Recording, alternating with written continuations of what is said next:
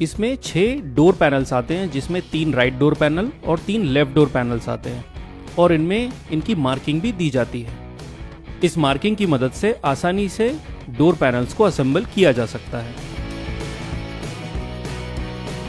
इसमें total 10 connectors आ जाते हैं, जिसमें 2 बैक पैनल कनेक्टर आते हैं,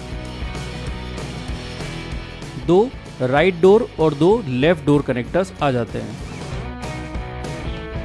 2 राइट पैनल कनेक्टर्स आ जाते हैं और 2 लेफ्ट पैनल कनेक्टर्स भी मिल जाते हैं।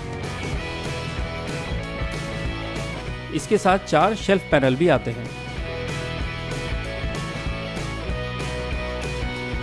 6 साइड पैनल आते हैं, जिसमें इसकी मार्किंग दी गई है और इन मार्किंग की मदद से साइड पैनल्स को असेंबल किया जा सकता है। 6 बैक पैनल्स आ जाते हैं, जिसमें बैक पैनल्स की भी मार्किंग दी जाती है। एक बॉटम पैनल आता है और एक टॉप पैनल आता है।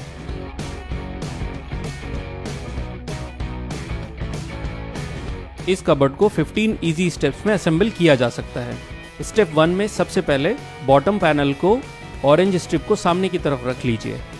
स्टेप 2 में बैक पैनल को असेंबल कर लिया जाएगा। बैक पैनल को फिक्स करने के लिए ध्यान रखें कि हॉलो सरफेस को बाहर की तरफ रखना है और प्लेन सरफेस को अंदर की तरफ रखना है, और उसके नीचे दिए गए ग्रूव्स में आसानी से उसे पुश करके फिक्स किया जा सकता है।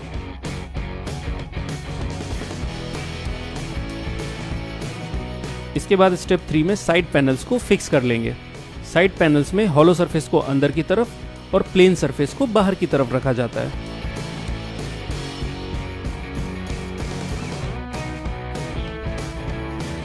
स्टेप 4 में बैक कनेक्टर को फिक्स किया जाएगा, जिसमें ग्रूव्स वाला पोर्शन बाहर की तरफ और प्लेन पोर्शन को अंदर की तरफ रख के दिए गए ग्रूव्स में पुश करके फिक्स कर लेंगे।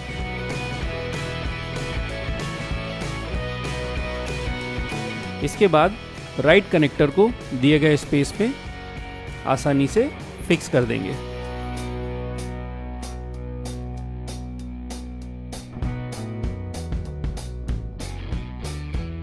इसी तरह से लेफ्ट कनेक्टर को भी अपनी जगह पर फिक्स कर देंगे।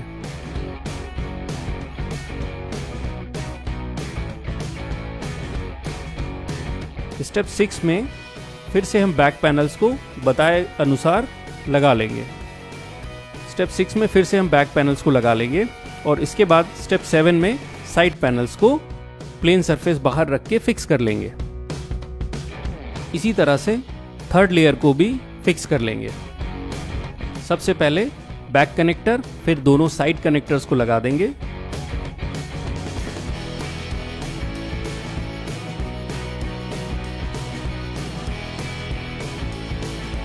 इसके बाद दोनों बैक पैनल्स को प्लेन सरफेस को अंदर रख के फिक्स कर देंगे।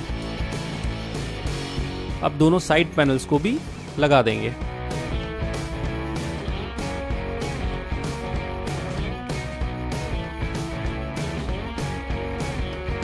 इसके बाद टॉप पैनल को ऑरेंज स्ट्रिप को सामने की तरफ रख के फिक्स कर देंगे।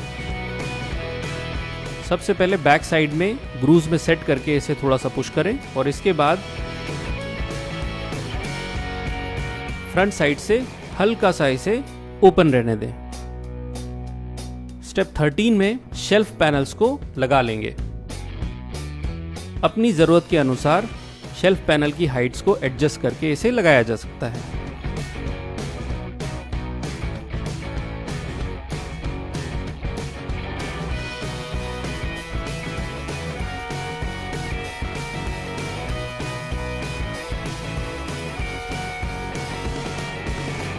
चारों सेल्फ पैनल को इस तरह से हम आसानी से लगा सकते हैं। स्टेप 14 में डोर को असेंबल करने के लिए डोर पैनल्स को आपस में डोर कनेक्टर की मदद से असेंबल कर लेंगे।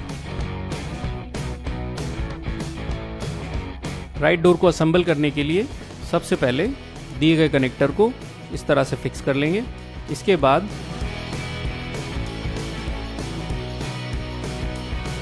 जो राइट डोर का बॉटम पैनल है उसको भी कनेक्टर की मदद से फिक्स कर देंगे।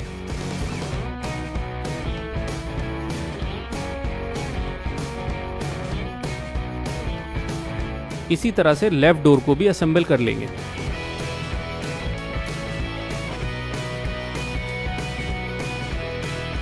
असेंबल करते समय ये ध्यान में रखना है कि दिए गए ग्रूव्स को बाहर की साइड रखना है।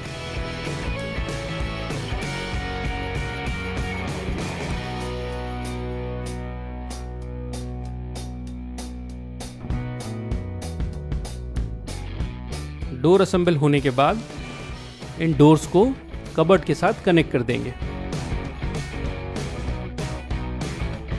दिए गए ग्रूव्स को प्रॉपरली अलाइन करके हम इसे पुश करके फिक्स कर लेंगे। तो सबसे पहले डोर के नीचे वाले पोर्शन को दिए गए ग्रूव में सेट कर देंगे और फिर सेंटर में इसे थोड़ा सा पुश करके फिक्स करेंगे।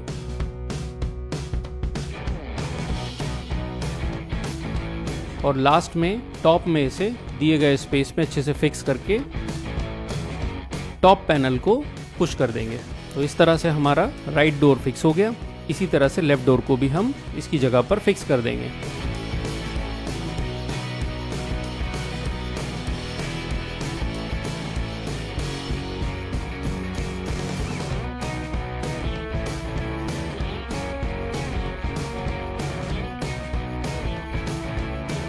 राइट डोर में दो लॉक्स भी दिए जाते हैं जो कि अंदर के साइड से लॉक होते हैं, एक बॉटम में और एक टॉप में।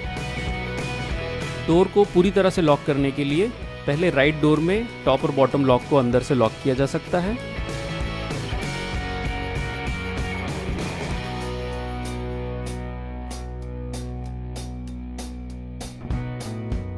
और इसके बाद लेफ्ट डोर को सेंटर में दिए गए सेंटर लॉक की मदद से लॉक कर सकते हैं।